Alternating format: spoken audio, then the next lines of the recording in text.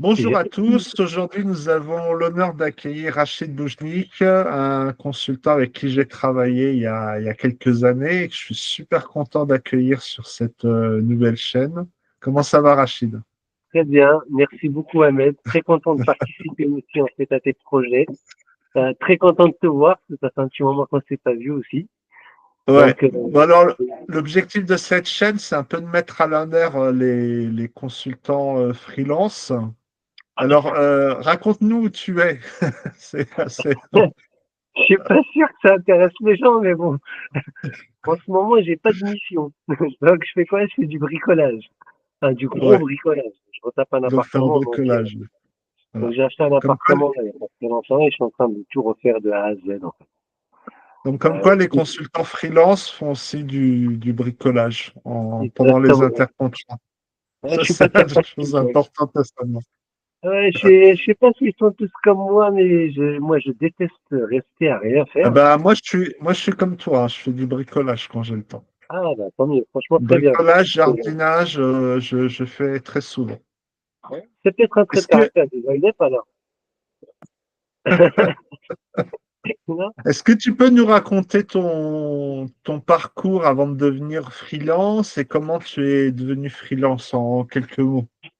Oui, moi, je suis sorti de l'école BTS informatique de gestion à l'époque, en 2001. J'ai directement intégré Unilog, la société Unilog à l'époque, société taille humaine, etc., très familiale, enfin familiale, très Ouais, à proximité. Les gens étaient très, très, très proches. ouais. Et c'était une très, très, très belle expérience. Et j'y suis resté 6 ans ou 7 ans, je crois, jusqu'à la vente, entre guillemets, du Unilog, où j'étais Mm. parti chez Logica PMG, qui avait racheté Unilog d'ailleurs. Mais il me manquait toujours un petit truc. Donc, c'est à cette époque-là où je cherchais un petit peu ma place. J'avais 7-8 ans d'expérience. Je commençais à me sentir un peu fort, entre guillemets. Je cherchais une place, en fait, dans une grande structure, ce que je ne trouvais pas. Donc, j'ai essayé une petite structure. J'ai basculé chez ACA, Arto Courtino Associé à l'époque, qui n'existe plus d'ailleurs, qui a été racheté également. Mm. Et pareil, trop petit, il y avait trop de, non, ça me convenait pas non plus. Et c'est là où j'ai décidé, en fait, sur un coup de tête, de basculer indépendant. Et ça, c'était en 2011. Et depuis 2011, jusqu'à juillet 2025, là où, il y a 2 mois, j'ai pas arrêté une seule fois de travailler. J'ai jamais été en intercontrat sans mission ou quoi que ce soit. Donc j'ai bossé depuis 2011 en fait non-stop jusqu'à maintenant, en fait, jusqu'à juillet dernier quoi. Là j'ai des propositions, des placements entre guillemets, mais j'ai pas de retour pour le moment, j'ai pas de réponse. Donc voilà. Mais en Alors, attendant, tu bosses dans quoi exactement? Dans quel domaine? je me suis spécialisé moi dans la base, le développement, toute la partie technique. Donc je suis un pur technique, j'aime la technique. J'ai essayé le fonctionnel, j'ai fait de la chefferie de projet, j'ai fait un petit peu de gestion de projet, j'ai fait un petit peu de tout. J'ai même fait du COBOL pour ne rien te cacher. Ouais. J'ai fait du testing, j'ai fait des tests chez un client sur Paris. Il fallait tester des sites web. Donc on arrivait, on tapait sur le clavier comme ça, des choses comme ça. Mais non, je reviens toujours au développement, la vape, le cœur du métier, quoi, en fait, pour moi. Donc, toi, ta spécialité, c'est vraiment ABAP. Parce que tu connais un peu Fury? Ça Pas t'intéresse aussi encore, de travailler sur Fury? pas Technologie encore. J'ai pas, d'intégration? voilà, j'ai toujours fait le déploiement, mais j'ai pas été jusqu'à toucher à Fiori. J'ai eu la chance de travailler sur SAP Forana Cloud, la public édition, pardon. Ouais. Très bien, franchement, belle édition. Après, très fermé, il faut être un petit peu subtil pour essayer de faire des modifications, des choses comme ça, pour intégrer un peu Ouais. de spécifique. Mais ça se fait franchement facilement même. Il y a des petites portes d'entrée, les vues CDS. C'est un peu complexe pour nous, les anciens, parce que je peux dire que je fais partie des anciens maintenant, parce qu'il y a les nouvelles générations qui arrivent avec du Fury, du Java, des choses comme ça. Parce que nous, on est très formaté transactions, table, machin et tout. Et maintenant, on a les vues CDS, on a les custom logic, les custom views, tout ça. Et c'est un peu perturbant. Donc, il faut travailler un petit peu, être un peu Oui. moteur dans sa tête pour Mais tu pouvoir. travailles dessus, de toute façon, tu te formes comme tout le euh, monde. bah, se former, c'est un peu compliqué en vérité pour se former pour nous les Indiens. Ça veut dire que soit de la formation en ligne, donc passer des heures devant les écrans à se former. Moi, ce que j'aime, c'est mettre les mains dans le cambouis et y aller, quoi, faire des modifs, faire des trucs, tester des choses, etc. Donc, moi, j'attends la mission qui me donnera la chance de me former, entre guillemets, sur le Fiori. La Hmm. difficulté, c'est les langages de développement qu'on n'a pas, nous. En tant qu'abatteur, même si on est des développeurs, on arrive à comprendre des langages de développement, etc. Et aujourd'hui, on a tellement d'outils qui nous aident, en fait, à développer. Moi, j'ai des amis, maintenant, en fait, ils développent qu'avec l'IA, hein. Franchement, j'ai des collègues, j'ai dit, tu fais comment ton programme? Il dit, bah, j'ai demandé à ChatGPT. Donc, j'ai Moi, dit, ah bon? j'ai essayé, ça marche pas encore super bien. Mais par contre, il Ça fait des donne les trucs assez bases. intéressants. Ouais, ça donne les bases, franchement, Ça c'est donne des intéressant. bases, ça donne la structure du programme. Ouais. Après, les trucs où on t'attend, c'est-à-dire les bons paramètres et tout ça ajusté, il faut quand Exactement. même un peu de travail derrière. Oui. Ah Mais oui, non, bon, mais c'est il faut vrai pas que faire ça donne la copier-coller après, structure. hein. Ouais. Comment? Faut pas faire copier-coller de ChatGPT dans la base, hein. Non, non, ça c'est clair. Non, c'est juste pour te dire, Est-ce que voilà, tu as eu j'attends des la mission. craintes ou au moment où tu es passé freelance, est-ce que tu as eu quelques craintes ou des petits... Ben, et comment te dire? On n'est pas très entouré en vérité, nous, en tant que consultant, quand on veut passer indépendant et tout ça, il n'y a personne pour t'aider en vérité. À part compter sur un super collègue qui t'aide un petit peu, qui te pousse un petit peu, tu sais, qui est un petit peu ton mentor dans une société ou un ami que tu connais. J'ai eu très très peur en vérité quand je suis passé indépendant, mais je n'avais plus le choix parce que j'avais plus de travail. J'avais démissionné chez Arto, ACA. Et je n'avais plus rien. Donc, j'avais pas le choix. Il fallait que je me lance sur quelque chose. Il fallait que, voilà. Et ça a été un petit peu ce qui m'a un petit peu donné cette énergie à y aller. Mais c'est vrai que toute la partie comptabilité, gestion, imposition, etc., c'est pas quelque chose que j'avais anticipé. Je l'ai découvert avec au fil de l'eau. Donc la première année, j'ai pris ma claque comme tout le monde, on m'a demandé tous les impôts, etc. en fin d'année. La deuxième année, pareil, avec tous les rattrapages, etc. C'est ça qui m'a fait le plus peur. Après, quand ça a commencé à rouler, c'était un peu plus facile, mais toujours avec cette attention, entre guillemets, cette attention où il ne faut pas dépenser tout l'argent qu'il y a sur le compte de la société.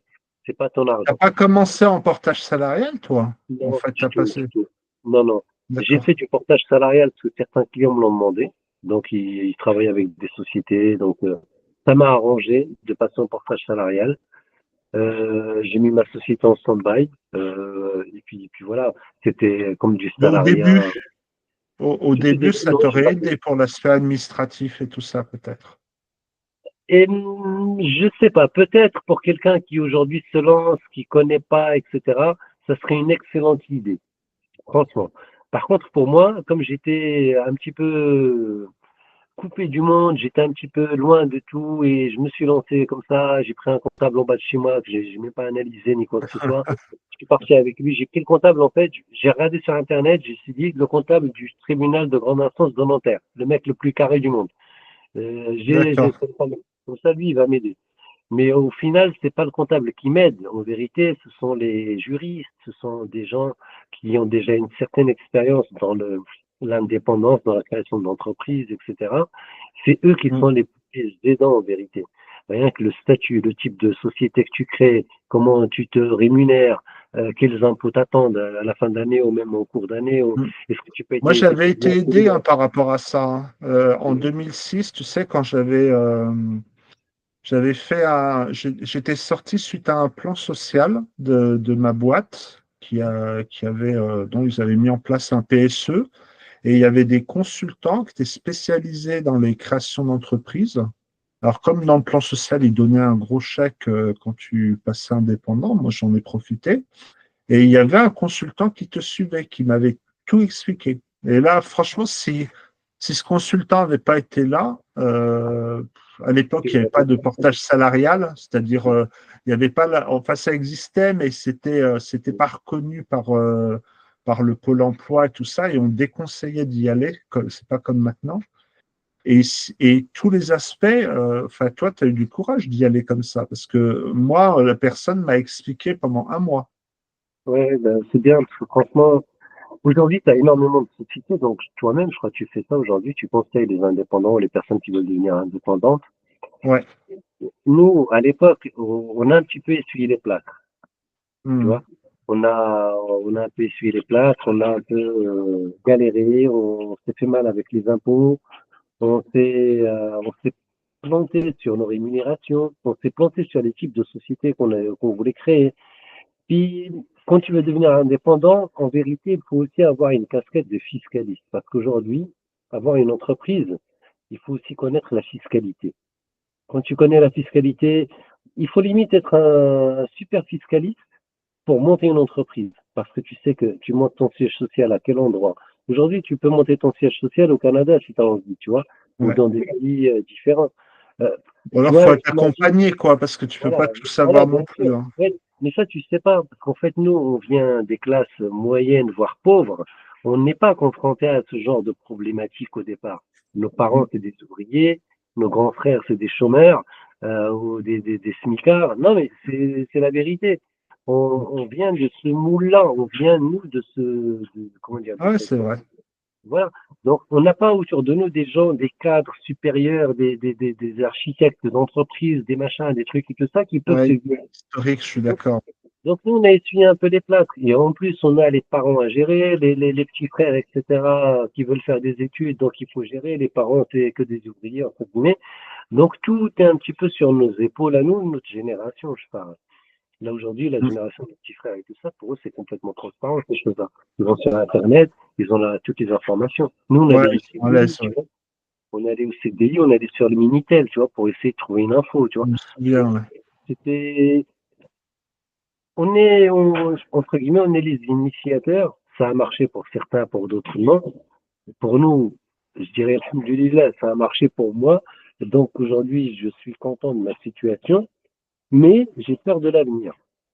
Parce qu'aujourd'hui, quand je regarde en fait tout ce qui se passe avec l'intelligence artificielle, avec tous les nouveaux outils SAP qui changent de version tous les 4 matins, on a énormément d'évolution et je ne sais pas si notre cerveau à nous, c'est notre mental à nous, est capable d'absorber en fait tous ces changements et avec l'âge qui avance aussi, tu vois.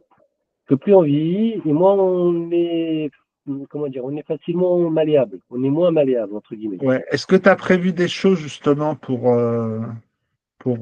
joué à l'euro pour pallier million à hier, ça? j'ai perdu. Hein? Je dis, j'ai joué à l'euro million hier, mais j'ai perdu, donc il faut que je trouve une autre solution. Ou alors tu changes, tu fais des travaux, là, tu deviens entrepreneur. Tu évolues. Non, non, non, non, SAP, l'informatique en général, c'est un beau métier. Quand Mm. on fait du service, il faut avoir la fibre en soi, le service client. C'est quelque chose de très important. On ne se lance pas indépendant quand on aime l'argent. On se lance pas indépendant quand on est un solitaire. Tu vois ce que je veux dire? Il faut se lancer indépendant dans le service informatique quand on aime le service. Et ça, c'est quelque chose de primordial. Quand un client te dit, bon, ben, j'ai un problème comme ça, il faut pouvoir répondre à ce problème-là, même si tu es payé pour faire autre chose, entre guillemets, tu vois. Il faut avoir toujours cette fibre de rendre service au client. Ouais, Pour moi, c'est le il plus faut important. aimer aider les gens, en fait, hein. Il y a un travail, oui, en tant que consultant, c'est vrai que c'est quelque chose d'assez important. Exactement. Mais attention, il y a quand même l'envers de la pièce. En tant qu'indépendant, nous ne sommes pas des internes. Quand on est dans les entreprises, on me le fait souvent remarquer que nous ne sommes pas internes. Nos badges sont différents. Entre guillemets, nos emplacements, là où on est positionné dans les entreprises, Les on n'est pas adresses email proche. sont différentes aussi. Voilà, bien sûr, exactement, tout est différent. Il y a des gens qui le prennent mal. Les réunions, on n'y assiste pas, les réunions internes, par exemple, chez les Ouais, les clients, réunions où ils parlent internes. des projets, des choses comme ça.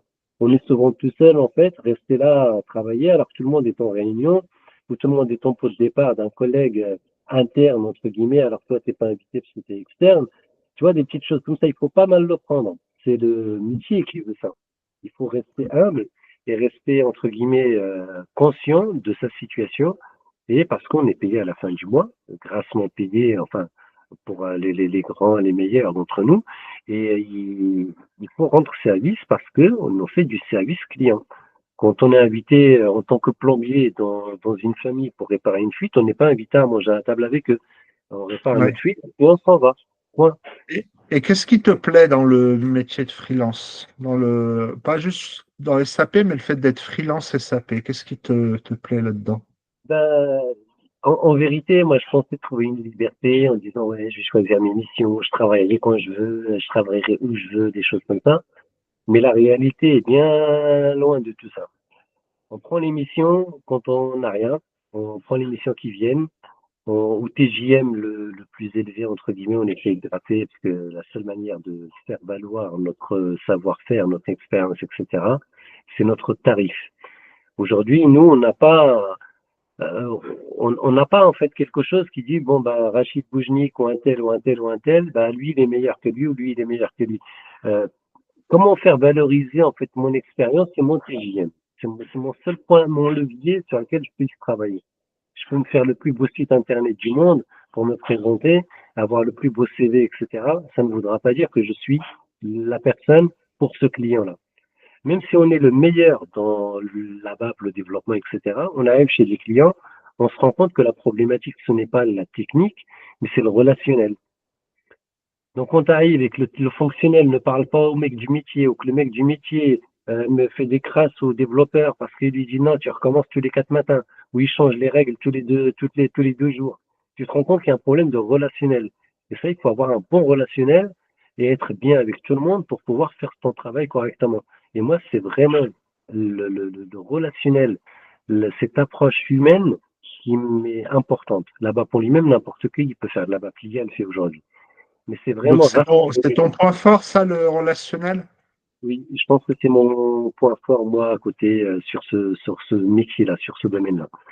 Et je pense D'accord. qu'en tant qu'indépendant, avoir une partie commerciale avec des SSDO, ensuite basculer chez le client en entretien, des choses comme ça, on voit tout de suite si ça va passer ou pas. Donc, en Ok. fait, toutes ces communications-là, en fait, font en sorte que tu arrives, tu es bien positionné, et on te fait confiance. Au bout d'un mois, généralement, on te donne les clés de la maison quand tout se passe bien, quoi, tu vois. Hmm. Donc voilà. Est-ce que Mais tu généralement, moi, travailles, je tu connais le travailles problème beaucoup en remote ou tu es souvent chez le client? depuis à peu près 2000.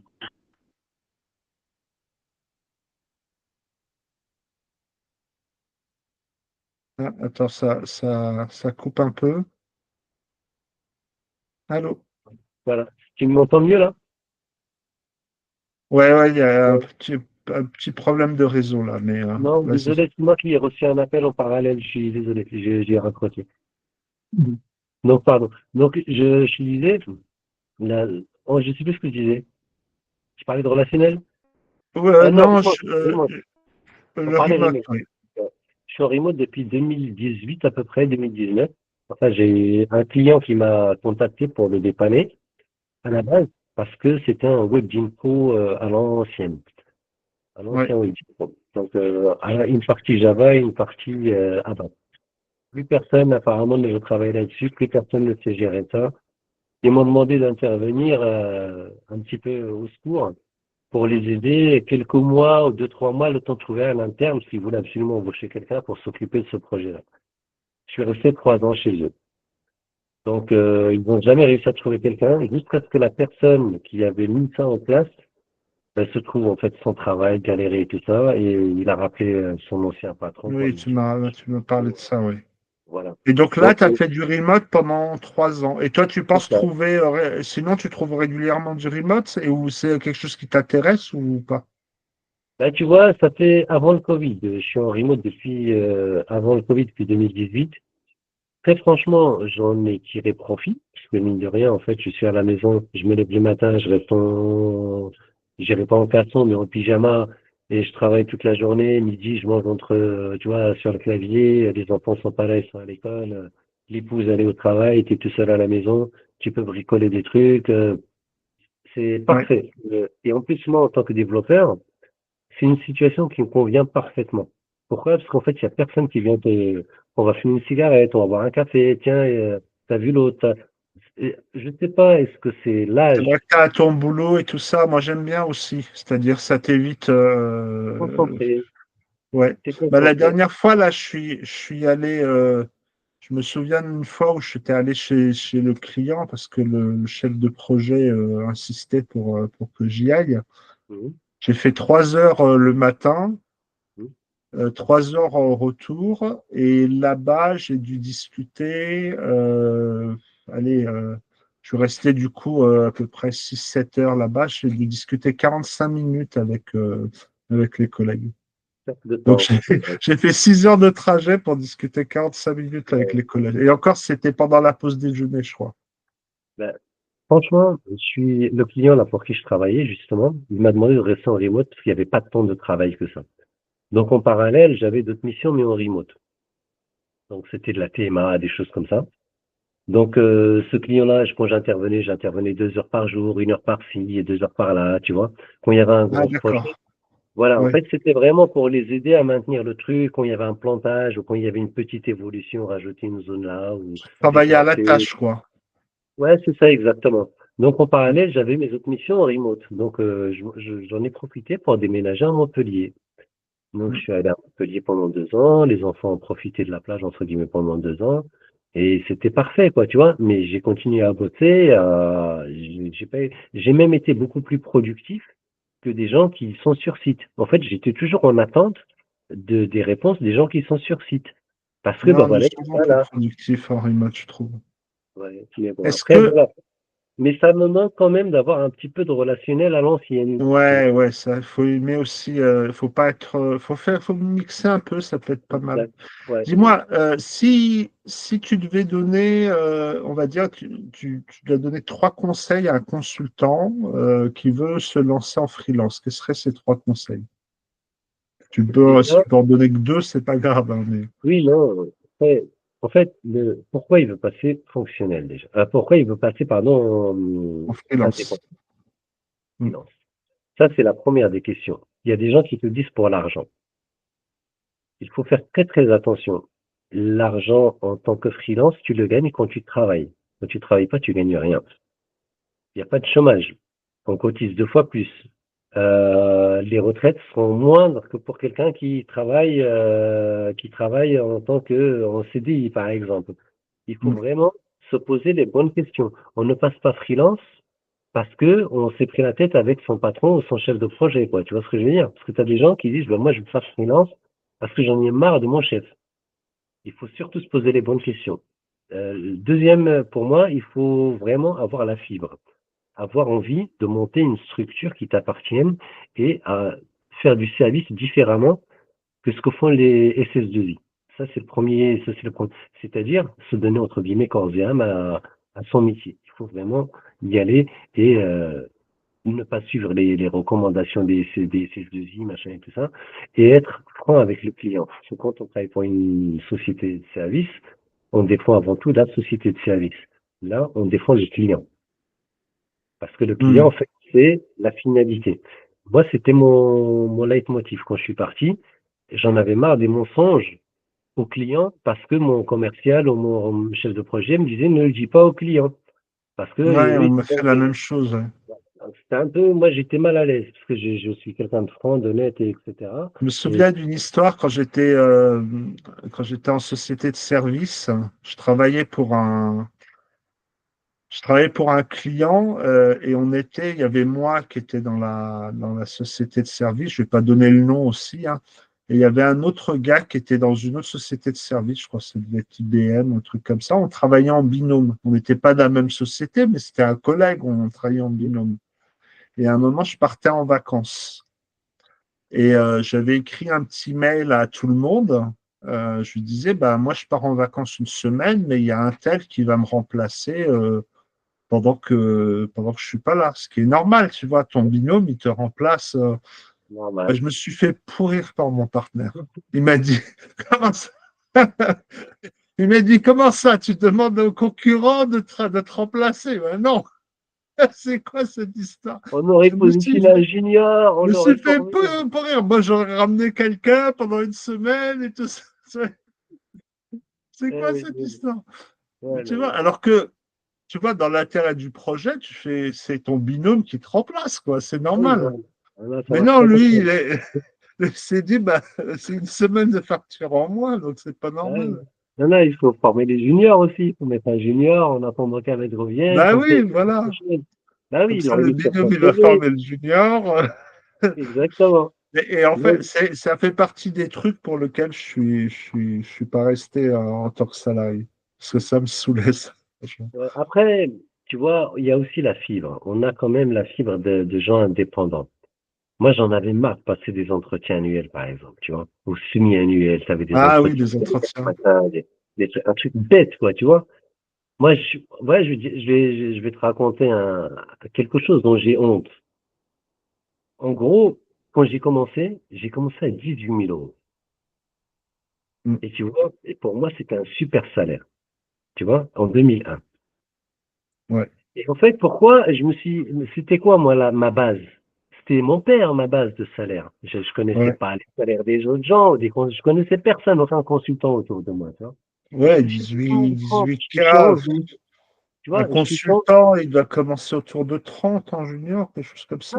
Non, mais on est en 2001, mais d'après les attentats du 11 septembre, j'ai signé mon contrat le 11 septembre 2001, pour te dire. Tu vois? Donc, c'est une date qui marque.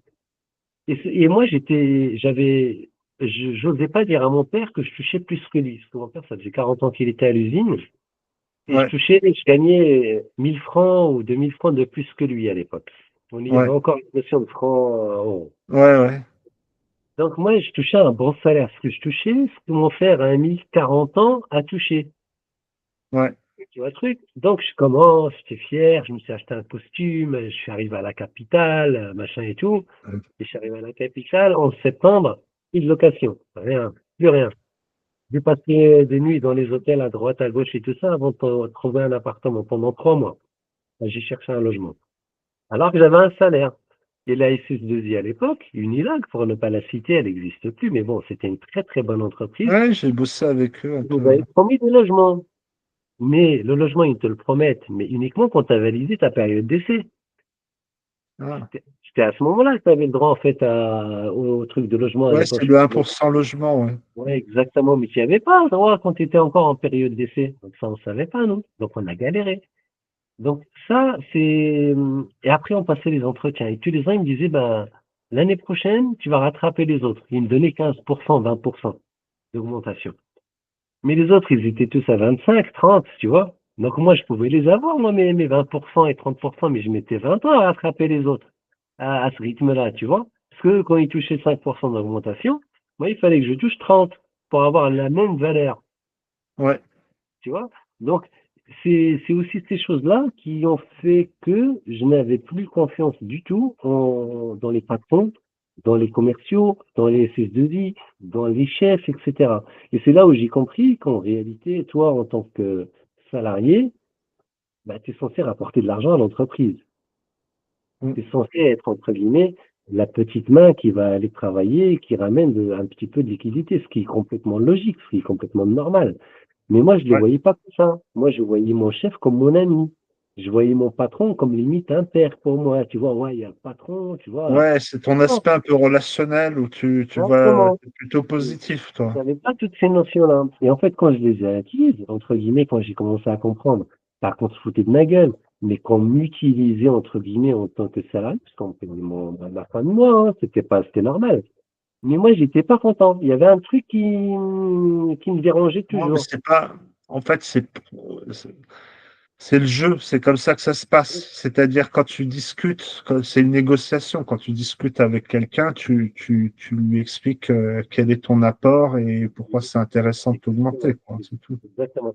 Et la chance qu'on a eue, c'est qu'en réalité, après la crise de 2008, toutes ces choses-là, les prix ont augmenté pour les consultants. C'était plus Mm. des petits prix, des choses comme ça. On a eu la concurrence des Indiens, mais ça reste marginal en vérité. On a eu les Tunisiens à une période, les Marocains, les Sénégalais, on a eu des mecs Ouais, qui ont monté des boîtes dans ces pays-là. Mais nous, ouais, on a toujours été, entre guillemets, protégés, parce qu'on a quand même une méthode de travail, une méthode de réflexion, on a un mode de vie, entre guillemets, qui est plus proche du client que tous ces gens-là. Moi, ouais. j'ai travaillé au Bah, la Maroc. proximité, ça t'aide un peu, hein, le fait de Ouais, discuter de trucs. Bon, des fois, il y a des boîtes qui aiment bien justement avoir des personnes qui parlaient français déjà Oui, ou et même avoir la même logique, tout avec qui ils se simplement. sentent proches, quoi, également. Bah, je suis allé au Maroc. J'ai travaillé au Maroc pendant 8 mois pour une SS2I française, pareil, pour un client français et tout. Et je me suis fait pourrir. Parce que le vendredi, l'après-midi, il n'y a personne qui bosse. Tu vois? Et moi, les réunions, je les avais le vendredi après-midi, mais j'avais personne. Donc, moi, j'arrivais, français, je suis franco-marocain. Donc, mais je suis parti du Maroc très jeune. Donc, j'ai une mentalité franco-française aujourd'hui. J'ai plus la mentalité marocaine. Donc, quand je suis Mm, arrivé là, je pensais que j'étais marocain, mais je ne le suis pas du tout. Je suis pur français. Moi, j'arrivais le matin à 9 heures. Eux, ils arrivaient à 10 heures. Ils allaient boire le mm. café, le thé, tu vois. Ça, c'est 2000, je te parle de 2008, hein. Ça a beaucoup Ouais. changé, hein. Donc, là, se sont énormément améliorés. Donc, je me dis, merde, qu'est-ce qui se passe? On va travailler quand? Ils travaillaient de 10h30, 11 heures jusqu'à 14 heures. Et à 14 heures, ils allaient manger parce qu'ils mangeaient plus tard. Ils mangeaient pas à midi. Ils mangeaient à Mm. 14 heures. Ouais, ils sont décalés un peu. Voilà. Donc, 14 heures, ils mangeaient jusqu'à 15 heures et ils revenaient. 16 heures, c'était le thé. Ils allaient reboire un café, machin, truc. 17, 18 heures, ils partaient. Donc, en vérité, ils travaillaient 3, 4 heures, tu vois. Et moi, le client, il me dit, Mm. ça avance pas, ça avance pas. J'ai dit, oui, mais je comprends pas, je suis perdu là. J'ai un problème avec les consultants, mais même pas qu'avec les consultants, c'est tout le monde qui est comme ça dans la boîte, tu vois. Et donc, j'ai pas Ouais. réussi à trouver ma place. Et ça a été un échec, entre guillemets, pour moi, dans l'accomplissement de ma mission, parce que j'ai pas réussi à les convaincre. Moi, j'arrivais à 9 heures, 8h30, 9 heures, je m'étais réunion à 9 heures. Personne, il y avait personne. Ouais, ouais, mais J'étais fou, l'objectif, ça, de me c'est pas de convaincre, hein, c'est de t'adapter à Exactement. la culture d'entreprise, hein.